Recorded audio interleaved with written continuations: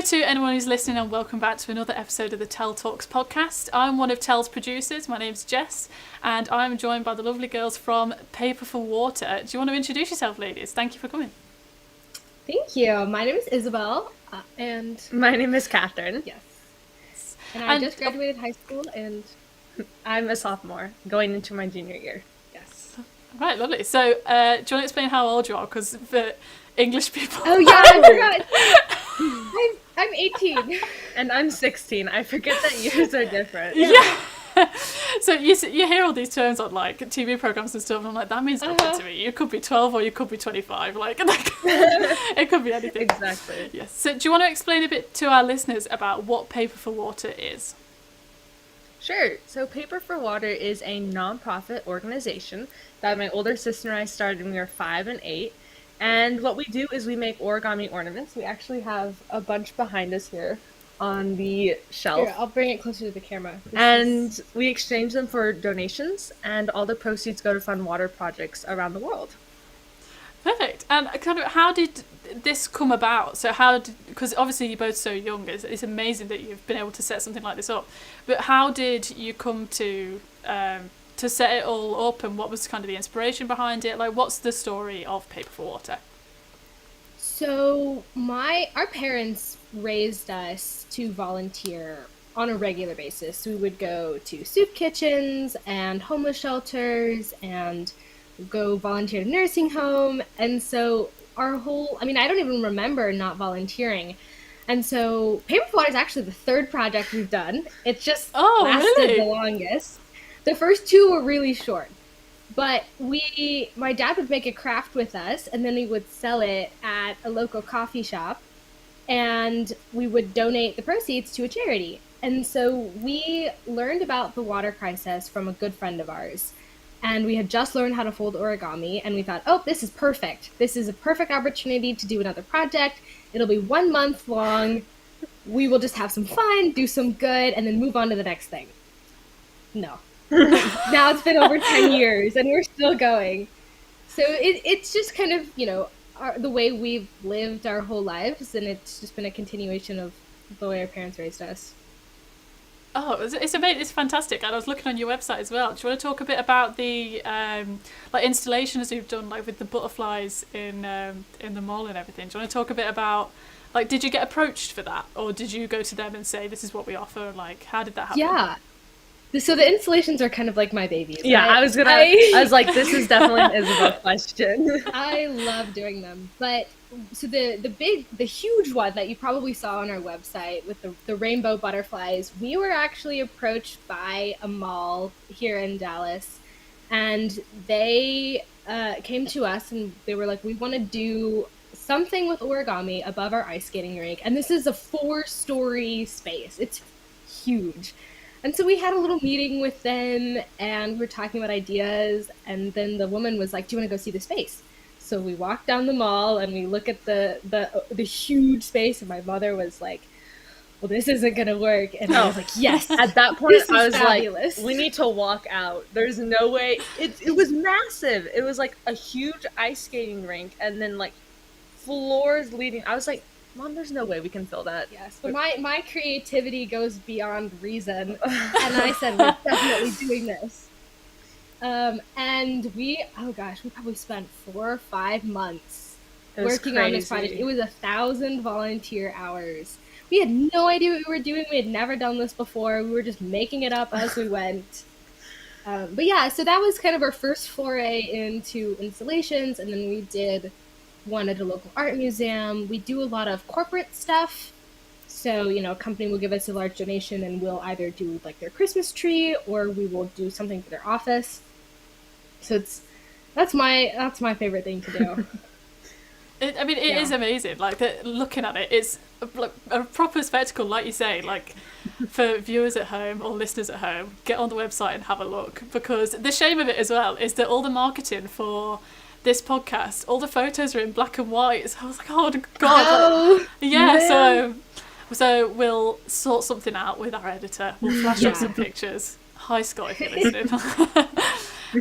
And get it sorted, because it just doesn't do it justice. So yes, everyone go have a look. It's so fun because we'll meet. Oh, sorry, but we'll meet people, and they've never heard about Paper for Water. They have no idea who we are, and we get to talking. We tell them about the installation, and they're like, "Oh my gosh, I remember seeing that like 3 years ago." Yeah, I had some classmates that I went to a new high school and I was talking to them and like by chance it came up and they're like, we went with that like with our teacher and like it was so cool because like almost our entire class had gone and seen that. So that was awesome to hear about. How fun, like getting to share it with other people as well. So did it It is not really come off the back of that? Like, were people coming to you then and being like, right, I saw that you did this one thing, what can you do for me? Like, did you get sort of commissions off that? We got a few. We were exhausted after that project, so we weren't really like advertising, we want to do more of these. But what was really cool is so there were 4,000 of these huge origami butterflies. I mean, my hands can't even like go far enough on screen. It was they were huge, and we sent a bunch of them to churches, schools, and they did like little mini installations wherever they were, and it was fun that it kind of lived on. But we got a lot of like approaches for volunteering, so we had tons of people who saw it and then came and volunteered, which was really fun. Oh, that is so good. So what sort of scale are you working on now? Like, how many volunteers do you have sort of helping out on a day-to-day basis? On a day-to-day basis, I would say we have a network of around 50 people. Oh, wow. But on a larger scale, like, so for something with that big installation, we had hundreds of people that we could reach out to.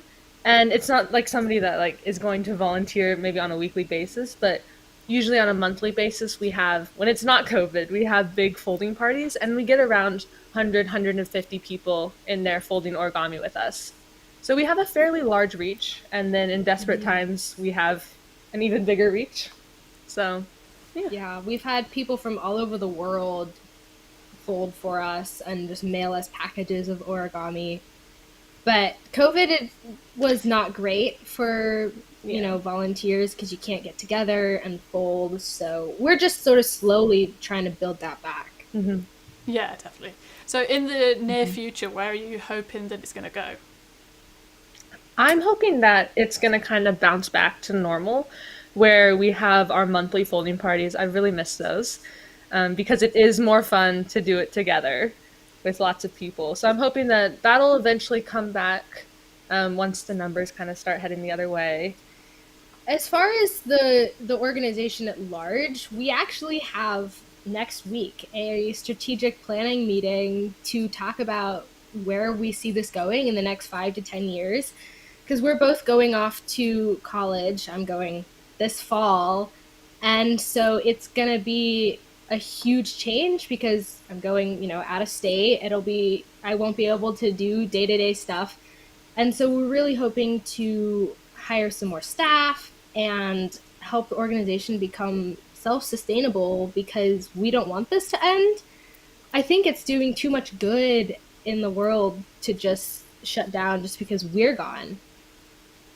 So it'll be an interesting next couple of years for sure as we just sort of figure this out because again, none of us know what we're doing. We're fully just winging it. You're doing a great job of winging it. It all looks very official. Working. Yeah, it must be. For it to have gone on for this long as well, like projects having that much longevity, it will take on a life of its own, I'm sure. Yeah. So is that the plan to? Yeah, I mean, I was just going to say, I think it's been helpful that we've had such amazing people helping us, Yep. Volunteers, board members, family. We wouldn't have been able to do it without them. But yeah, no, the plan is to just sort of hire people, ideally. Yeah. We've had people in the past, but recently COVID and then other situations came up. So right now it's kind of just us. But we're hoping to bring some help on, especially with her leaving. Kind of pick up some of the slack there. Yeah. So is that the plan then ultimately for the project to take on a life of its own and then you hand it off and then do you think you'll take on more projects like you say you've done a couple before Paper for Water? Do you think you'll kind of hand off this one and take on another one? Like where do you see it going in that regard? I think when we started high school, we both got a little bit, gave a little bit more responsibility to other people. So we've slowly started to step back, which is going to make the transition easier. But I think ultimately, I don't really foresee myself starting another project. I think Paper for Water has been and is what I'm most passionate about. And I don't foresee that at least changing in the near time future.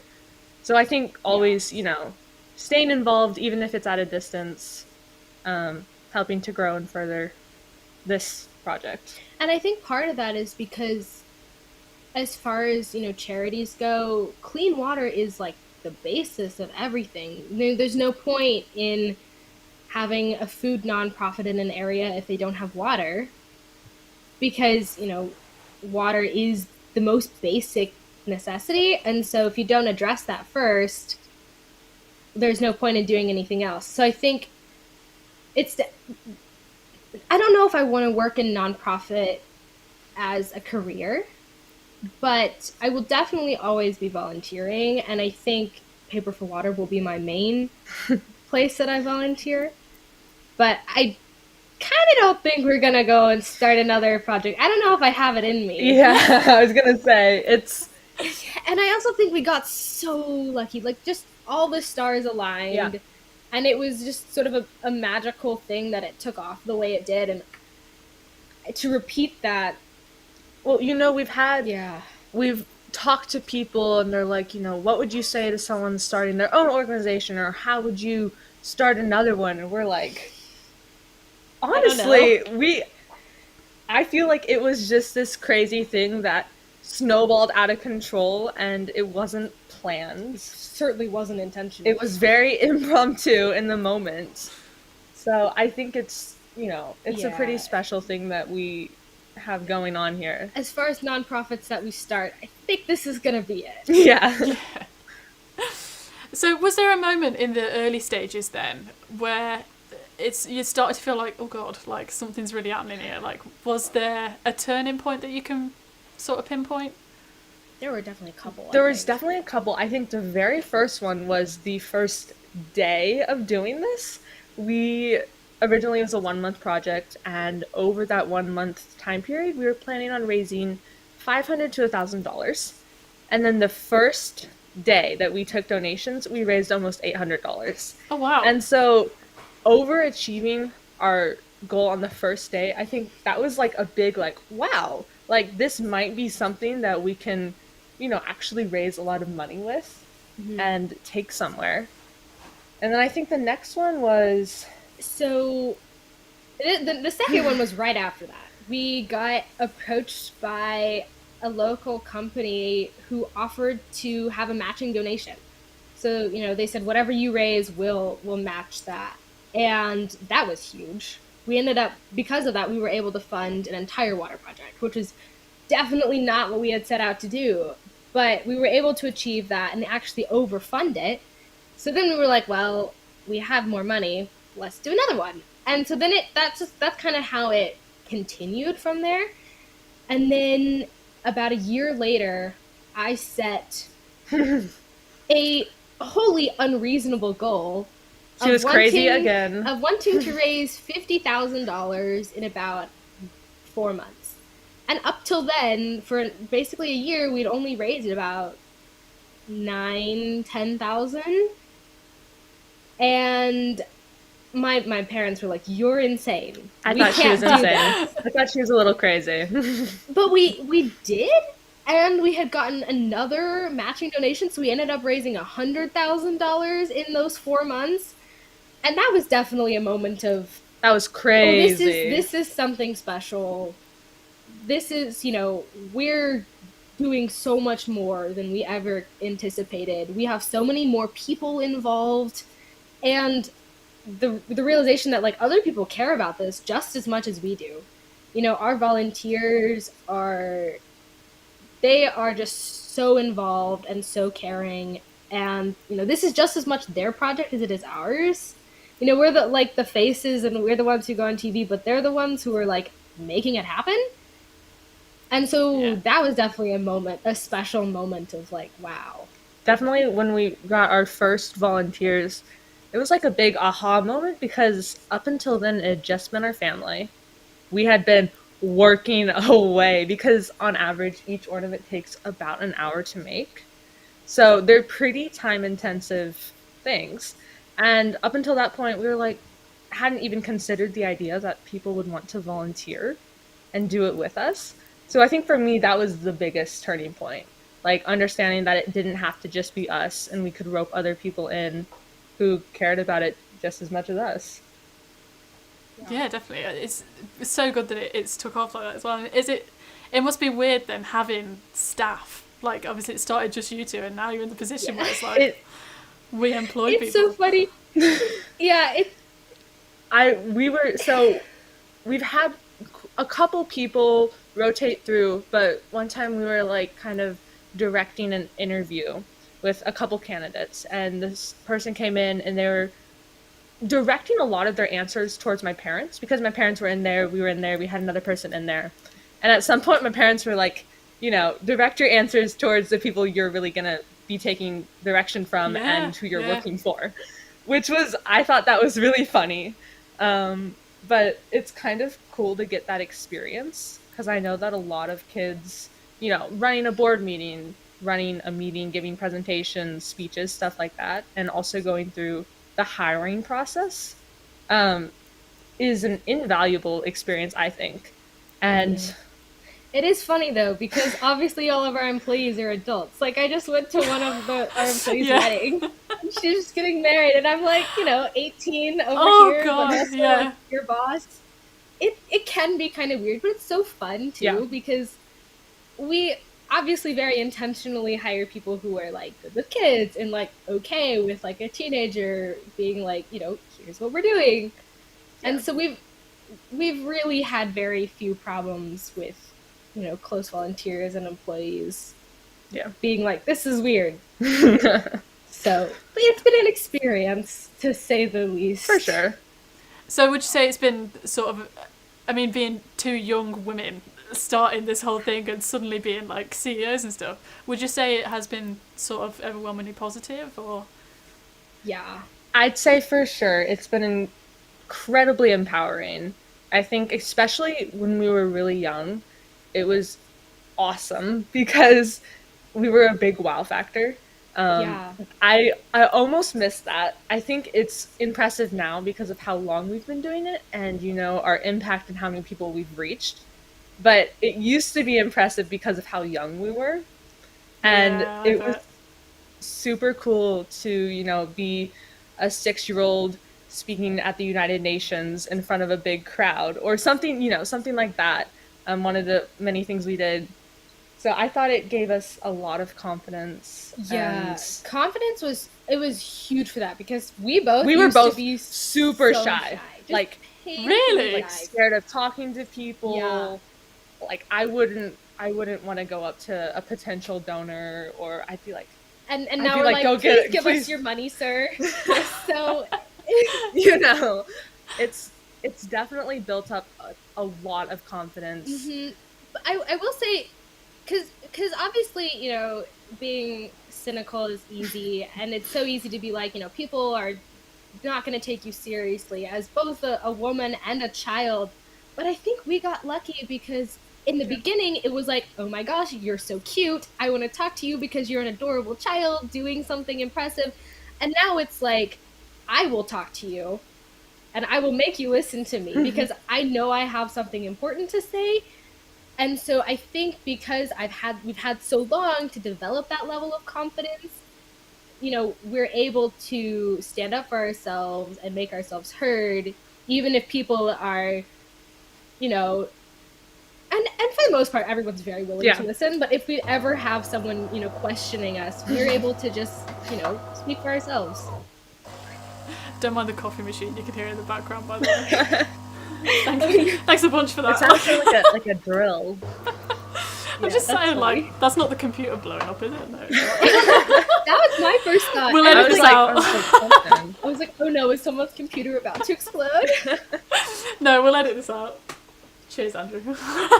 That's too funny. Right. I've lost my train of thought now. Right, yeah. Right, edit point, here we go. So it's obviously kind of taken on a life of its own, and you've been on Good Morning America, is that right? Yes. So what was that like? That must have been a bit of like a, oh wow moment as well.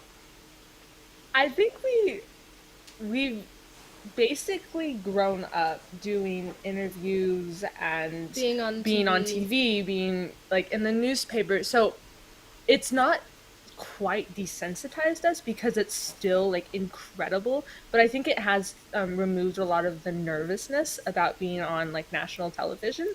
So I think for me at least, it was just a really fun experience. I think Yeah. that's kind of how we both view a lot of media experiences now, as just a lot of fun. And yeah, an opportunity to get in front of a camera and just enjoy yourself while telling people about our project. Yeah. And I also think that, we've done so many other cool things. We were just on the Kelly Clarkson show like a month ago. We've been on Disney Channel and Nickelodeon and all the local TV networks. And so we kind of like worked our way up to it. So Yeah. we started with like, the local morning show, and then, the state, and gradually worked our way up to national television. So like it was amazing. But it wasn't like, oh my gosh, this is insane. Yeah. It was. The best part though was the fact that like we had so many people like reach out to us, and so many people order ornaments and donate, and like that was the cool part. Yeah, it That had was- an incredible was so outreach. Probably, well, definitely Like the the biggest. the most people we've ever reached at one time, and so Yeah. that was pretty awesome for sure. So have you got to travel with Paper for Water? Have you got to sort of see a lot of the world? Yes. So my parents, when they got married, they started planning and saving up for a trip. And when Like a long a trip. long trip.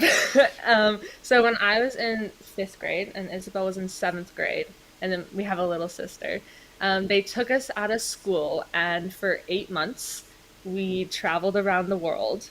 And aside from going to a lot of just really cool touristy places, we also got to visit water projects. So we visited them in South America and then in Africa. And previous to that, we had gone to India to visit water projects.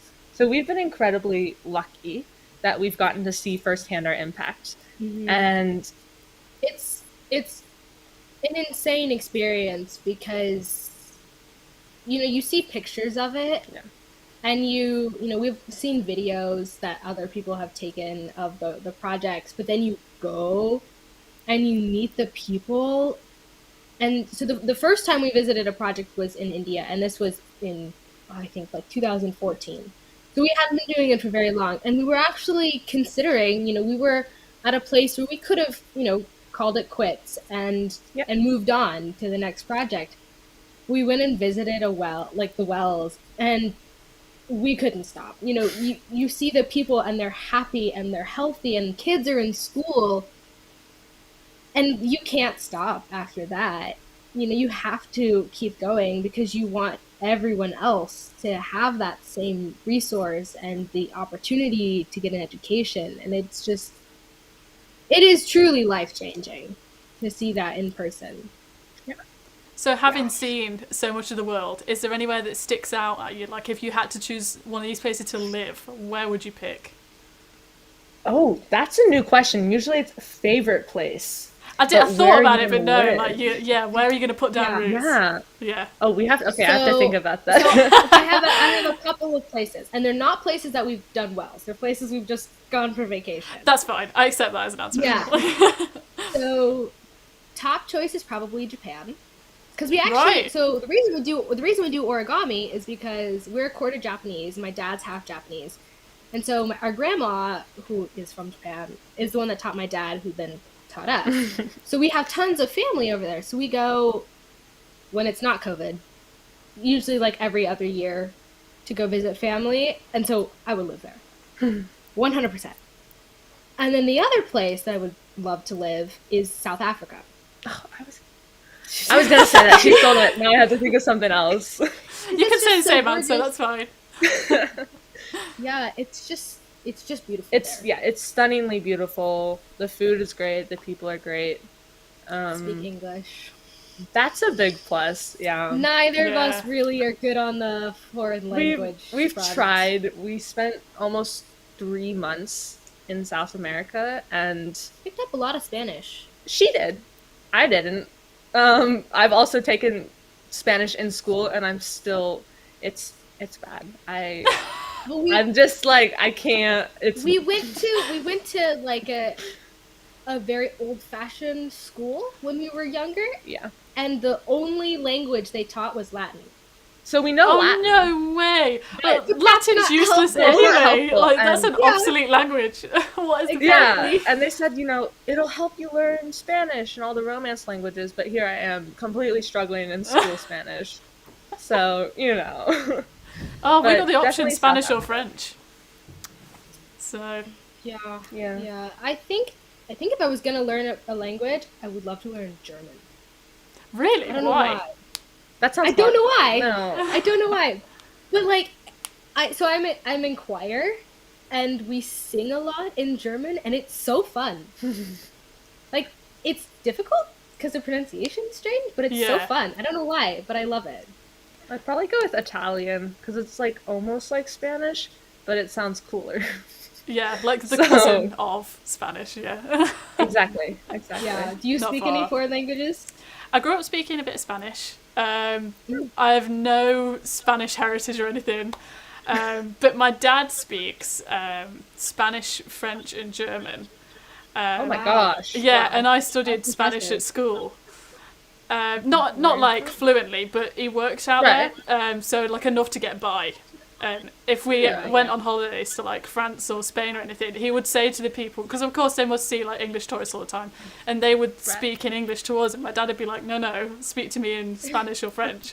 So then I'd get home from Right. school and he'd be like, we're speaking in Spanish tonight, and I'd be like, for God's sake, I just want to eat and go to bed, and then yeah, so that's how that turned out. But the other question that we always ask people at the end of the podcast is, in a film about your life, who would play you? Oh no. Oh gosh. So when I was young, my hair was huge and so Ugh. frizzy. True. And all my friends would call me Hermione because I also loved Harry Potter. So That's so rude. Emma, well, she's so smart, so I wasn't Oh offended. yeah, actually, yeah, True, take that, true, yeah. true. So Emma Watson, Emma Watson, just for that, right. just for that connection. Okay, well, she Good had shout. an answer ready. I don't. I fully just made that up on the spot. Well, But you yeah. had context. Yeah. I don't really have any context to go off of here. Oh, you can just pick someone you like. Go, be fully Keira narcissistic. Knightley. That's good. Yeah, I think Keira Knightley would that could play work. Catherine. That could work. Well, Yeah, I We'll go with interviewed, that. We'll go with that.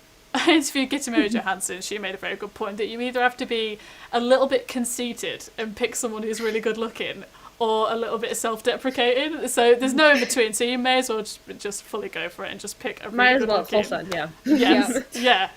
So there. So kind of at the end of the recording now, but the end of the recording, I can't say that. We'll cut that out. So we're kind of at the end of the episode now. So I know you guys wanted to talk about the book that you guys have written. Do you want to tell people who are listening / watching a bit about that? Yeah, so, last year when we were at home, because we couldn't go to school, we took that opportunity to write a book about essentially the past 10 years. I have a copy right here, so this is what it looks like. And it's essentially just a collection of stories from the very beginning up through, when we finished writing. And it just kind of tells the story of how we started Paper for Water and who's helped us along the way and just like why it's so special to us and our volunteers. Yeah, that's about it. It's Perfect. available on Amazon and our Right. website. Yes, that was my next question. So how can people reach you if they want to get in contact, like your social media handles and the website and whatnot? Yeah. All of our social media is just Paper for Water. It's easy. And then our website, paperforwater.org, also easy. We have ornaments, and you can always shoot us an email if you ever want to volunteer or get in contact. Yep, contact information is on the website. Yeah. And of course, donations you can donate on the website as well. Yeah, perfect. Thank you very much. Well, thank you both of you for giving up your time to come and speak to me today. Thank you. It's been lovely to This speak was so to you. fun. Yes. Yeah, it was absolutely lovely. Oh, it's a really inspiring story and everything. So, Thank you. But that is all. So for everyone that is listening, thank you very much, and I'll see you next time. Bye for now.